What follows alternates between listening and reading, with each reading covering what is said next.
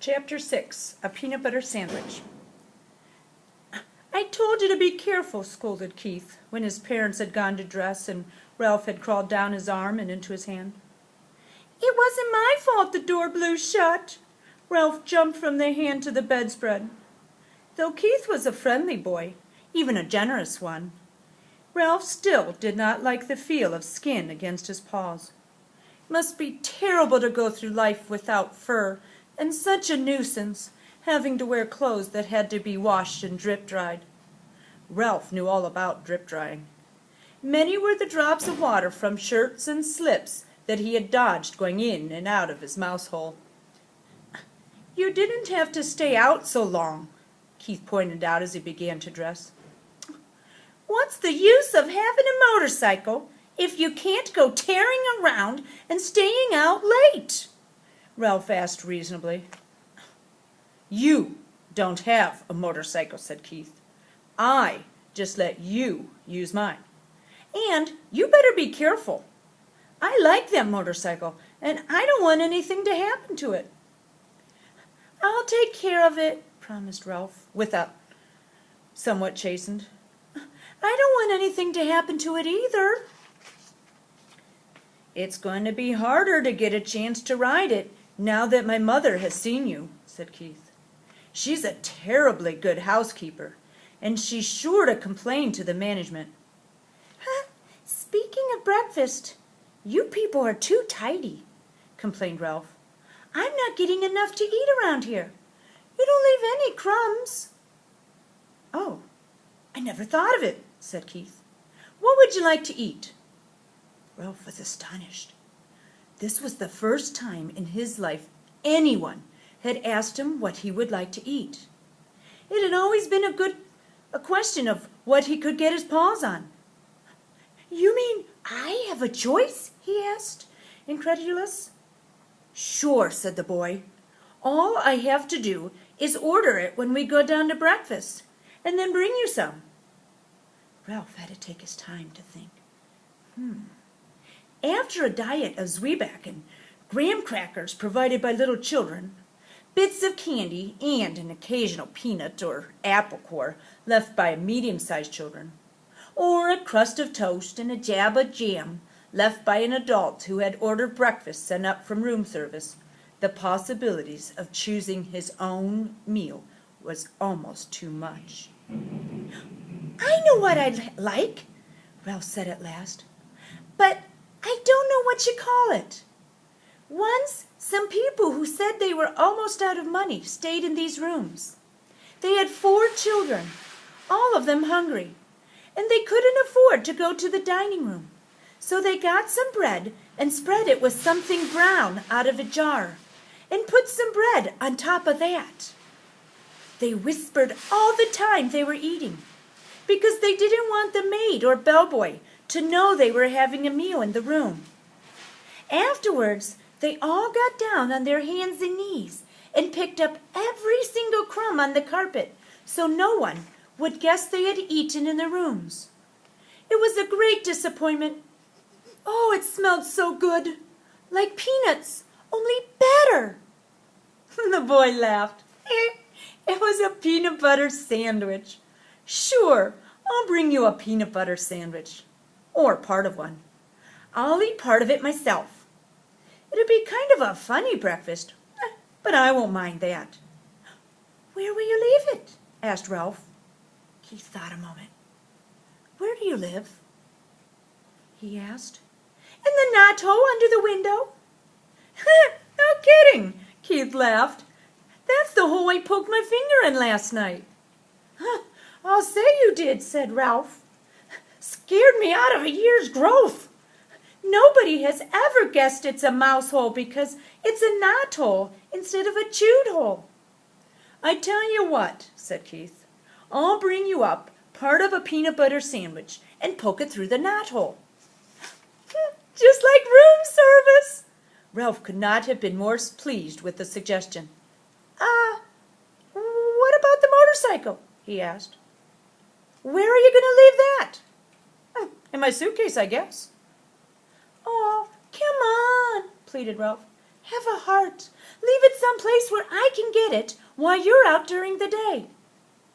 You're supposed to be in your mouse hole asleep, not riding around in the daylight where people can see you. Well, gee whiz, can't a fellow even look at it? Asked Ralph. I bet you like to look at big motorcycles yourself. Yes, I do, admitted the boy.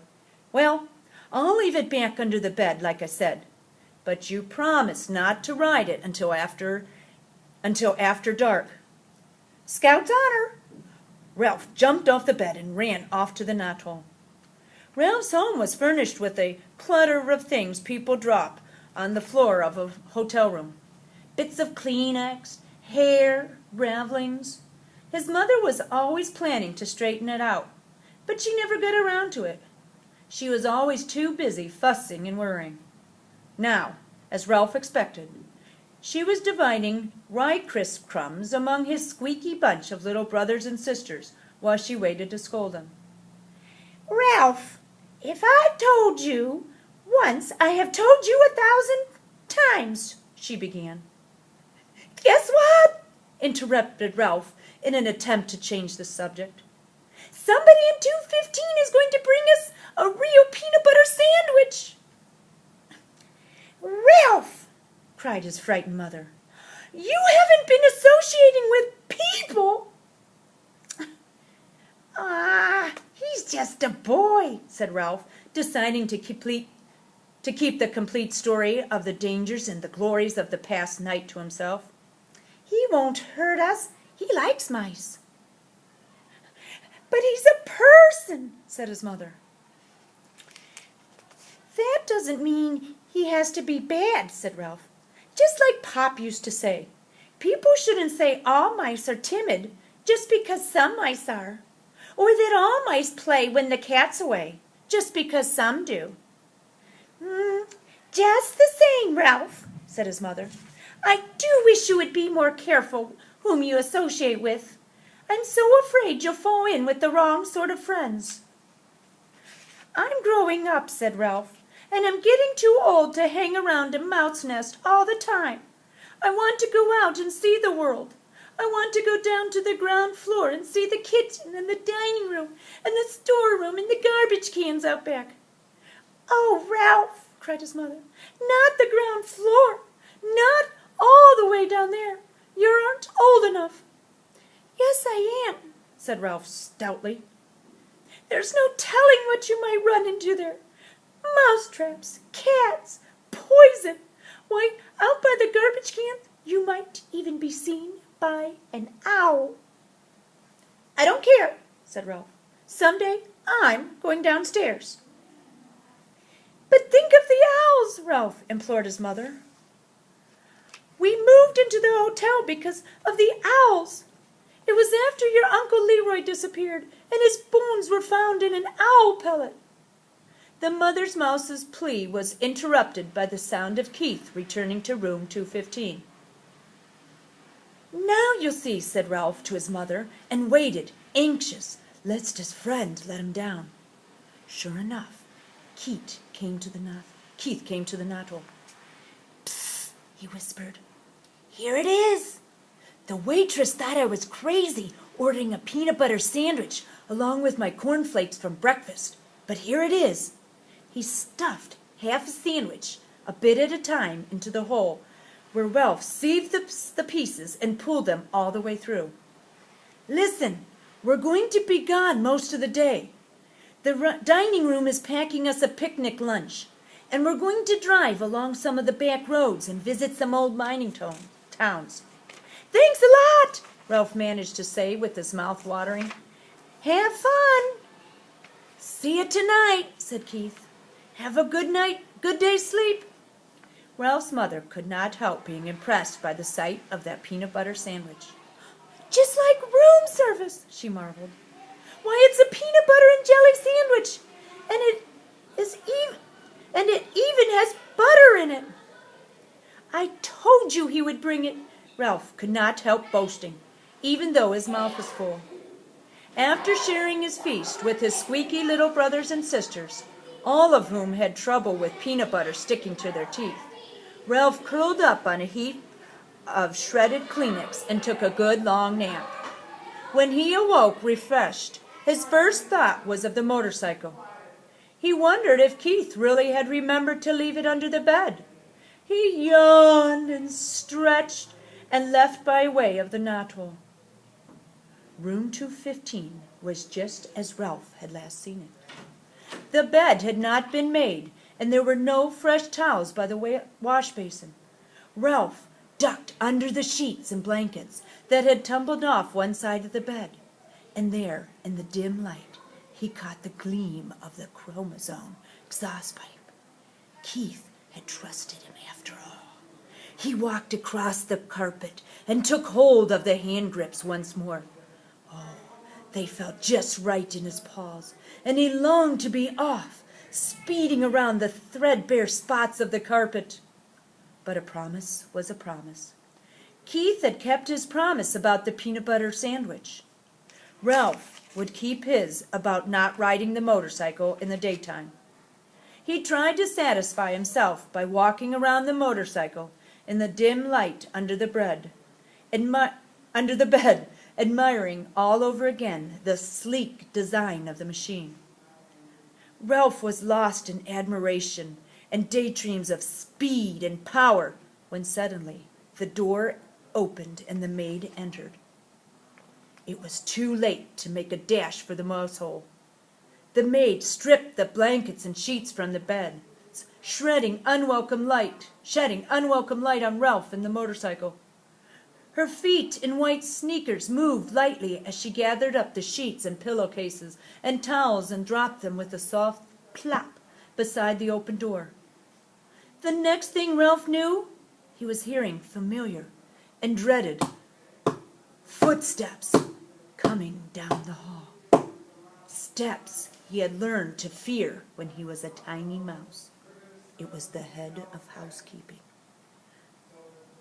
The woman who was in charge of all the maids in the hotel. He recognized her steps, and he recognized her shoes. Stout, sensible, black Oxfords.